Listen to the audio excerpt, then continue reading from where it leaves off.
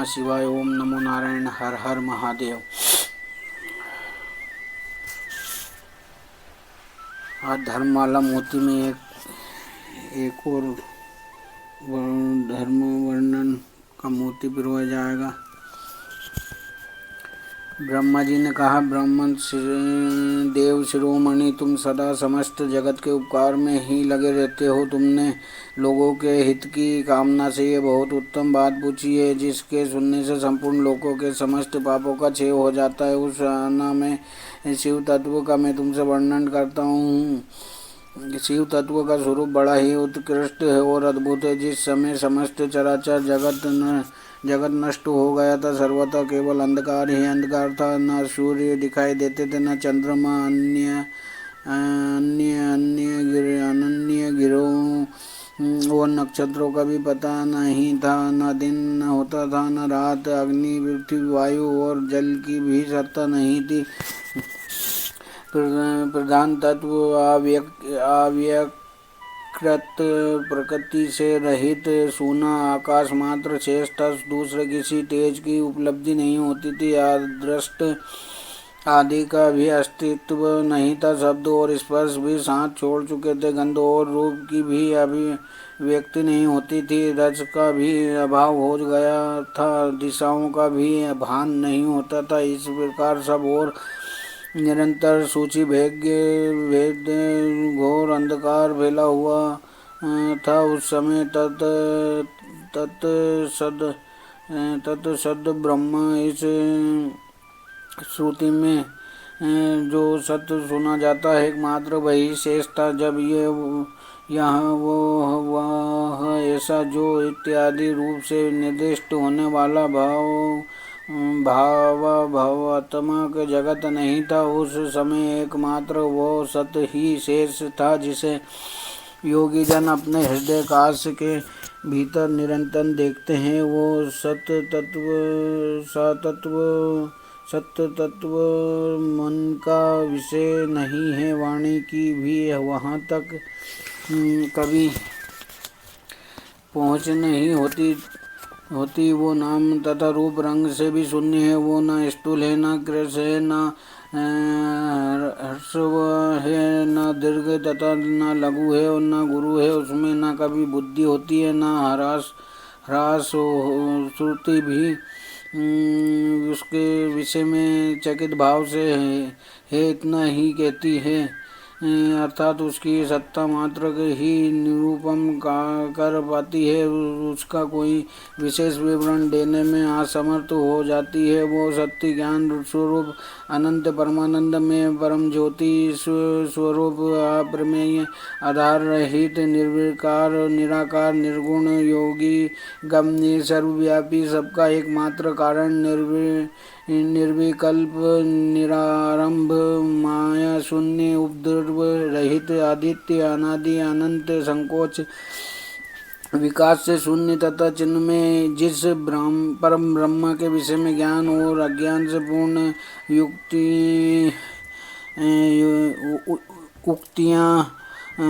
उक्तियों द्वारा इस प्रकार ऊपर बताए अनुसार विकल्प किए जाते हैं।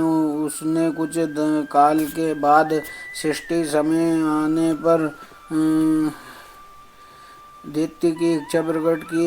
उसके भीतर एक से अनेक होने का संकल्प उदित हुआ। तब उस निराकार परमात्मा ने अपनी लीला शक्ति से अपने लिए मूर्ति आकार की कल्पना की। वो मूर्ति संपूर्ण ऐश्वर्य गुणों से संपन्न, सर्व ज्ञानमयी, शुभ स्वरूपा, सर्वव्यापिनी, सर्वरूपा, सर्वदर्शनी, सर्व कारणनी, सबकी एकमात्र वंदनीय, सर्वज्ञ, सब कुछ देने वाली और संपूर्ण संस्कृतियों का केंद्र भी, उस शुद्ध रूपिणी ईश्वर मूर्ति की कल्पना करके वो आदित्य, अनादि, अनंत, सर्व प्रकाश चिन्ह में सर्वव्यापी और अविनाशी परम ब्रह्म अंतर्हिता हो गया। जो मूर्ति रहित परम ब्रह्म है, उसी की मूर्ति चिन्ह में आकार और भगवान सदाशिव आवर्चीन और प्राचीन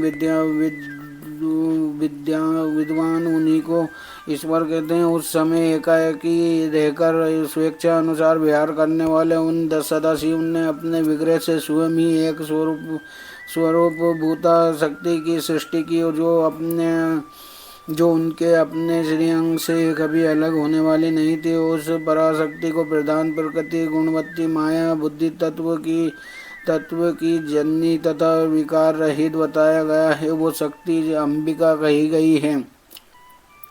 उसी को प्रकृति सर्वेश्वरी त्रिदेव जननी नित्या और मूल कारण भी कहते हैं। सदाशिव द्वारा प्रकट की गई उस शक्ति के 8 भुजाएं हैं। उस सुलक्षणा देवी के मुख की शोभा विचित्र है। वह अकेली ही अपने मुखमंडल में सदा एक सहस्त्र चंद्रमाओं की कांति धारण करती है। नाना प्रकार के आभूषण उसके श्रीअंगों की शोभा बढ़ाते हैं। वो देवी नाना प्रकार की गतियों से संपन्न है और अनेक प्रकार के अस्त्र शस्त्र धारण करती है। उसके खुले नेत्र खुले हुए कमल के समान जान पड़ते हैं। वो अचिंतनीय तेज से जगमगाती है। वो योग माता है जो सदा उद्यमशील रहती है। एकाकिनी होने पर भी वो माया संयोगवशता अनेक हो जाती हैं। ये वे जो सदाशिव है उन्हें परम पुरुष ईश्वर शिव शंभु और माहेश्वर कहते हैं। वे अपने मस्तक पर आकाश गंगा को धारण करते हैं। उनके भाल देश में चंद्रमा शोभा पाते हैं। उनके 5 मुख है और प्रत्येक मुख में 3-3 नेत्र है। उनका चित्त सदा प्रसन्न रहता है। वे 10 भुजाओं से युक्त और त्रिशूलधारी है। उनके श्रीअंगों की प्रभा कपूर के समान श्वेत गौर है। वे अपने सारे अंगों में भस्म रमाए रहते हैं। उन काल रूपी ब्रह्मा ने एक ही समय शक्ति के नाथ शिवलोक नामक क्षेत्र का निर्माण किया तथा उस उत्तम क्षेत्र को ही काशी कहते हैं। वहाँ परम निर्वाण या मोक्ष का स्थान है जो सबके ऊपर विराजमान है। वे प्रियतम रूप शक्ति और शिव जो परमानंद स्वरूप है उस मनोरम क्षेत्र में नित्य निवास करते हैं। काशीपुरी परमानंद रूपिणी है। मुने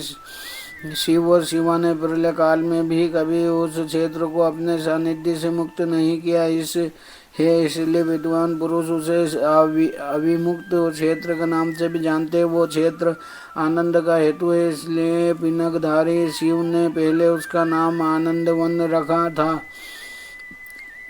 उसके बाद वो अविमुक्त के नाम से प्रसिद्ध हुआ। देवर्षि एक समय उस आनंदवन में रमण करते हुए शिवा और शिव के मन में ये इच्छा हुई कि किसी दूसरे पुरुष की भी सृष्टि करनी चाहिए, जिस पर यह सृष्टि संचालन का महान भार रखकर हम दोनों केवल काशी में रहकर इच्छा अनुसार विचारें और निर्वाण धारण करे। वही पुरुष हमारे अनुग्रह से सदा सबकी सृष्टि करे, पालन करे और वही अंत में सबका संहार भी करे। यह चित्त एक समुद्र के समान है। इसमें चिंता की उत्ताल तरंगे उठ कर इसे चंचल बनाए रहती है। इसमें सत्व गुण रूपी रत्न, तमो गुण रूपी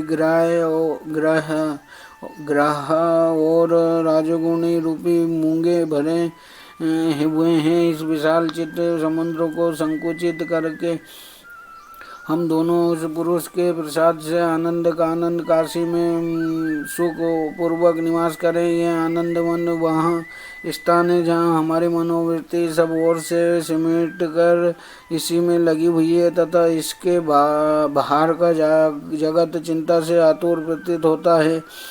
ऐसा निश्चय करके शक्ति सहित सर्वव्यापी परमेश्वर शिव ने अपने वाम भाग के 10वें अंग पर अमृत मल दिया और फिर तो वहाँ से एक पुरुष प्रकट हुआ जो तीनों लोकों में सबसे अधिक सुंदर था। वो शांत था, उसमें सत्वगुण की अधिकता थी तथा वो गंभीरता का अथाह सागर था। मुने क्षमा नामक गुण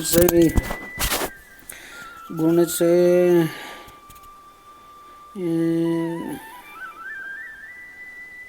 युक्त पुरुष के लिए ढूंढने पर भी कहीं कोई उपमा नहीं मिलती थी। उसकी कांति इंद्रनील मणि के समान श्याम थी। उसके अंग अंग से दिव्य शोभा चिटक रही थी। वो नेत्र प्रफुल्ल कमल के समान शोभा पा रहे थे। श्रीअंगों पर स्वर्ण की सी कांति वाले दो सुवर्ण की सी कांति वाले दो सुंदर रेशमी पीताम्बर शोभा दे रहे थे। किसी से भी पराजित न होने वाला वो वीर पुरुष अपने प्रचंड भुजदंडों से सुशोभित हो रहा था। तदंतर उस पुरुष ने परमेश्वर शिव को प्रणाम करके कहा, स्वामिनी मेरे नाम निश्चित कीजिए और काम बताइए। उस पुरुष की ये बात सुनकर महेश्वर भगवान शंकर हंसते हुए मेघ के समान गंभीर वाणी में सबसे बोले। शिव ने कहा, वत्स व्यापक होने के कारण तुम्हारा नाम